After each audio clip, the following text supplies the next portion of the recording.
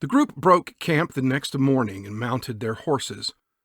Zog and Bethel walked together at the front of the column. Arnak walked beside Cinda and Nock. Kala and Tully took up the rear with Polis and his men. Some would say that this group of bounty hunters were normally races that wouldn't mix. But gold is a powerful motivator, and no one wants to follow bounties until they're buried in a shallow grave in a field no one cares about. At least that's how Yari felt about it. As the column rode over the hill, they saw a small snow-white horse covered in blood. Bethel walked up to it and tried to soothe it. The smaller horse neighed and reared up on its hind legs. Betha took a step back and snorted, her hoof tapping the black soil. "Easy, Betha. It's scared is all," Kala hissed from behind her. "Now step back and let me take care of it." "Old dwarf," Betha said as she slid her battle axe into her left palm.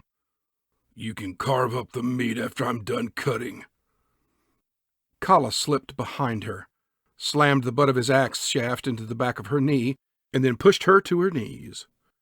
He held his hands up as he slipped around her and advanced.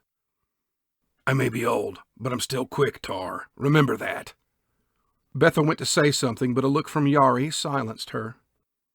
Kala started humming a soft melody, and then eased a little further forward. "Easy, girl. Easy." He made soft kissing sounds until he stood directly under its neck. The horse snorted and pawed the earth, its eyes darting around in their sockets. Kala slid his fingers through its bloody mane to soothe it. He lifted the bridle, turned the underfed horse around, and walked past Yari and the others without a word. As he reached the back of the column, he began to wash the blood from its silky coat. Polis picked up a sword with a hand strapped to it. "Well, now I know what happened to my scout." Yari stared at the hand for a moment, and then glanced over his shoulders. "Where's the rest of him?" Zog shook his head. Yari couldn't tell, but he thought it sounded like a chuckle. "I say all over the place," he said, flicking a piece of flesh off of his foot. Polis bent down and picked up a head with its tongue cut out. He muttered something under his breath. Yari tried to read his lips, but Polis held his hand over his mouth as he spoke.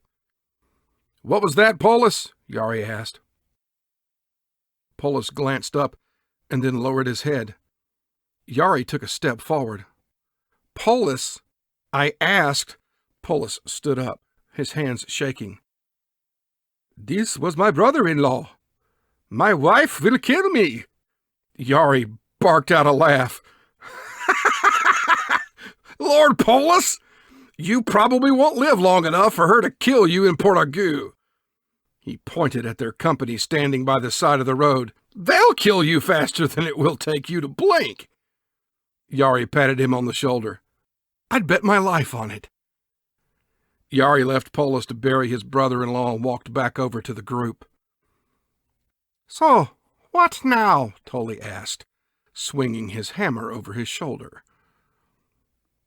"I say we kill him," Betha muttered, much to Arnak's enjoyment. "We agree on something," Arnak grumbled with a hint of a smile. Yari held his hand up. "No, we need him to lead us to the gold." Zog grunted, lifted his club, and pointed north. "Valo, Zog."